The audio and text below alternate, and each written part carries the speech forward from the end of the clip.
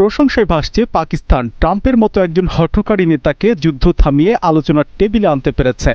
তবে ইসলামাবাদের এই বৈঠকে মার্কিন প্রেসিডেন্ট নিজে যোগ না দিলেও আলোচনায় আসছে বিল ক্লিন্টন, জর্জ বুশ থেকে শুরু করে আমেরিকার বড় বড় নেতাদের পাকিস্তান সফর।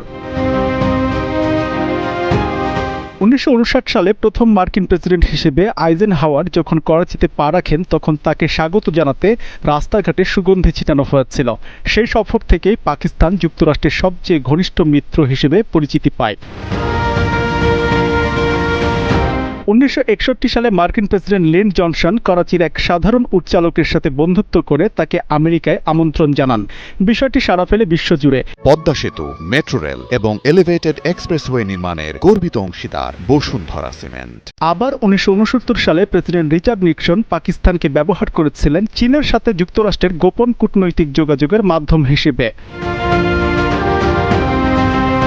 তবে পরের সফরে 2000 সালে প্রেসিডেন্ট বিল ক্লিন্টন পাকিস্তানে এসে তৎকালীন সামরিক শাসক জেনারেল মোশাররফের সাথে হাত মেলানো বা ছবি তুলতেই রাজি হননি। এমনকি 2007 সালে ভাইস প্রেসিডেন্ট ডিকে চেনি এক অঘোষিত সফরে এসে পাকিস্তানকে বেশ কড়া বার্তা দিয়ে যান। 2006 সালে জর্জ ডব্লিউ বুশের সফরটিও ছিল কড়া নিরাপত্তার ঘেরাটোপে। সফরে তিনি স্থানীয় ছাত্রদের সাথে ক্রিকেট খেলে সাধারণ মানুষের মন জয়ের চেষ্টা করেন। 2011 সালে জো বাইডেন যখন ভাইস প্রেসিডেন্ট হিসেবে পাকিস্তান সফরে আসেন, তখন পান রাষ্ট্রীয় সম্মান হিলাল-ই-পাকিস্তান। তবে সন্ত্রাসবাদ ইস্যুতে তিনি পাকিস্তানের উপর বেশ চাপ দিয়েছিলেন।